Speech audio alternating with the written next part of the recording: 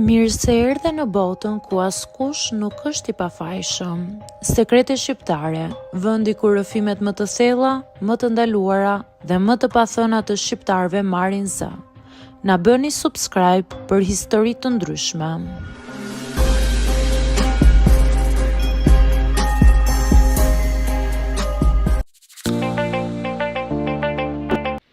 Nuk e kam thënë kurrë me zë të lartë këtë histori. Edhe tani, teksa e rikujtoj, më kap një shtrëngim në stomak. Unë quhem Rea, tashmë jam 29 vjeçe dhe gjithmonë kam jetuar me ndjenjën e fajt për atë që kam bërë në moshën 22 vjeçare. Gjithçka filloi nga një turp i kot, një pasiguri që ma ushqeu shoqëria, komentet e të tjerëve dhe ndjenja që duhet të isha e denjë për njeriun që doja. As nuk e dija se sa shumë po e dëmtoja veten, thjesht nga frika se mos më gjykonin. Në atë kohë, isha në një lidhje me Arlinin, një djalë që e pëlqeja tmerrsisht shumë. Ai ishte i bukur, i sigurt, i pjekur dhe me eksperiencë. Të gjithë thoshnin që kishte pasur shumë lidhje para meje. Unë nga ana tjetër, isha e turpshme, e ndrojtur dhe nuk e kisha jetuar asnjë eksperiencë të thellë sentimentale, jo më pastaj intime. Sa herë fliste për marrëdhëniet e tij të mëparshme, zemra më ngurtësohej. Ndihesha sikur isha shumë prapa, sikur isha një lojtare fillestare që po hynte në një fushë kundër profesionistëve. Një ditë më zuri në gojë fjalinë që më përndjek faktikisht edhe sot e kësaj dite. Më tha, e rëndësishme është të jemi të sinqertë. Nuk më pëlqen kur dikush sillet si i pafajshëm, por në fakt nuk është. Nuk tha asgjë drejt për mua, por unë e mora personalisht.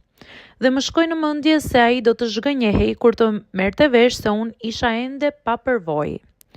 Në vend që ta pranoja, u tmerrova nga ideja e të humburit. Gjithë miqtë e mi flisnin lirshëm për eksperiencat e tyre, sikur ishte diçka që duhet ta kishe provuar me patjetër. Ndërsa unë heshtja dhe qeshja kot. Pastaj nisa të gënjeja, fillimisht pak, pastaj më shumë, derisa gënjeshtra u kthye në ferrin tim. Një ditë mbas një darke me shoqe dola jashtë për ajër. Ndjesha e vogël, e padukshme dhe e pavlerë. Aty takova Stefanin, një burrë rreth të 55-ave, i divorcuar, që punonte në një dyqan aty pranë. Njiheshim me sy sepse pinim kafe në të njëjtën zonë. Ai ishte gjithmonë i sjellshëm, një gjë që unë e vlerësoja. Nuk e di pse i tregova kaq shumë. Ndoshta më dukej më i huaj se kushdo. Ose ndoshta sepse më pa ashtu si që isha dhe nuk më gjykoi. I thash çdo gjë, frikën time, pasigurinë, marrëzinë time për të mos u dukur e papërvojë. Ai më dëgjoi i heshtur, pastaj tha: "Rea, mos e bëj këtë për askënd. Kush të do siç je." Do doja ta kisha dëgjuar atë fjali, por frika ime fliste më fort se çdo këshill. Në javët që pasuan, unë nisa të takoja më shpesh Stefanin si një njeri që më jepte paqe. Jo si mashkull, as si mundësi, thjesht si dikush që nuk më bënte të ndihesha e vogël. Por një nga ato ditë të turbullta, unë mora vendimin më të keq të jetës. Vendimin që sot nuk do ta merrja më kurrë. I thash Stefanit atë që doja të bëja, edhe arsyen pse. Ai u trondit, më tha disa herë se po e çoja veten dëm, por unë nuk u ndala. Isha aq e friksuar nga humbja e Arlinit sa nuk mendova për veten time. Stefani nuk ishte një burr i keq. Ishte thjesht një njeri që gjeti përballë një vajzë të humbur, të çoroditur, të ngarkuar me pasiguri që nuk i meritonte. Pas asaj dite më zuri një boshllëk i ftohtë, i pajet, një lloj turpi që ngjitet në lëkurë dhe nuk të ndahet më. Isha bindur se do të ndihesha më e sigurt, më e rritur, por ndjeva të kundërtën, ndjeva një humbje, pendes dhe një dhimbje që nuk dija ku ta çoja. Kur e takova me Arlinin pas disa ditësh, ai më pa në sy dhe më tha: "Mua më pëlqen që je pikërisht kështu. Nuk dua të kesh qenë me askënd para meje." Sikur dikush të më kishte goditur në gjoks, sikur e gjithë bota të më ishte rrëzuar mbi kokë. U ndava prej tij pak javë më vonë, jo sepse më detyroi, por sepse nuk doja ta mbaja gënjeshtrën mbi vete.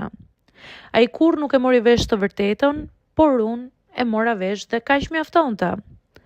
E shmanga për muaj të tërë Stefanin. Nuk kisha guxim ta shihja as atë në sy. E dija se nuk kishte faj në vendimin që unë mora. Ishte frika ime dhe jo ai. por ai ishte pjesë e kujtimit dhe unë nuk doja ta përballoja. Kur më pare rastësisht pas shumë muajsh, më tha vetëm kaq: "Shpresoj ta falësh veten një ditë të reja." Atë ditë qava shumë, jo për atë që ndodhi, por për vajzën që isha në atë kohë. Vajzë e humbur, e ndikuar nga të tjerët dhe e pafuqishme. Sot jam 29 vjeçe. Ende kam disa plagë që nuk janë shëruar plotësisht, por kam mësuar diçka thelbësore.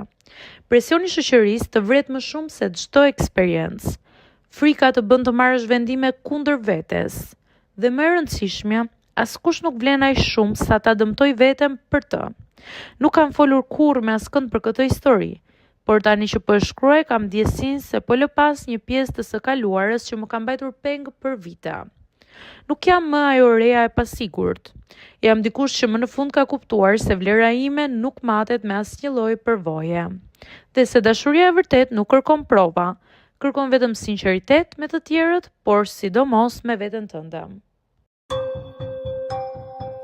Mirë se erdhe në botën ku askush nuk është i pafajshëm.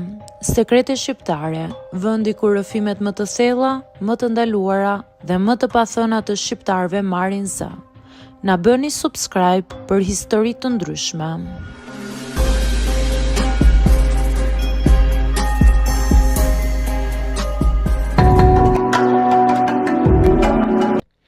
Nuk e kam thënë kurrë me zë të lartë këtë histori. Edhe tani, teksa e rikujtoj, më kap një shtrëngim në stomak. Unë quhem Rea, tashmë jam 29 vjeçe dhe gjithmonë kam jetuar me ndjenjën e fajt për atë që kam bërë në moshën 22 vjeçare. Gjithçka filloi nga një turp i kot, një pasiguri që ma ushqeu shoqëria, komentet e të tjerëve dhe ndjenja që duhet të isha e denjë për njeriun që doja. As nuk e dija se sa shumë po e dëmtoja veten, thjesht nga frika se mos më gjykonin. Në atë kohë isha në një lidhje me Arlinin, një djalë që e pëlqeja tmerrsisht shumë. Ai ishte i bukur, i sigurt, i pjekur dhe me eksperiencë. Të gjithë thoshnin që kishte pasur shumë lidhje para meje. Unë nga ana tjetër isha e turpshme, e ndrojtur dhe nuk e kisha jetuar asnjë eksperiencë të thellë sentimentale, jo më pastaj intime. Sa herë fliste për marrëdhëniet e tij të mëparshme, zemra më ngurtësohej. Ndihesha sikur isha shumë prapa, sikur isha një lojtare fillestare që po hynte në një fushë kundër profesionistëve. Një ditë më zuri në gojë fjalinë që më përndjek faktikisht edhe sot e kësaj dite. Më tha: "E rëndësishme është të jemi të sinqertë. Nuk më pëlqen kur dikush sillet si i pafajshëm, por në fakt nuk është." Nuk tha asgjë drejt për drejt për mua, por unë e mora personalisht.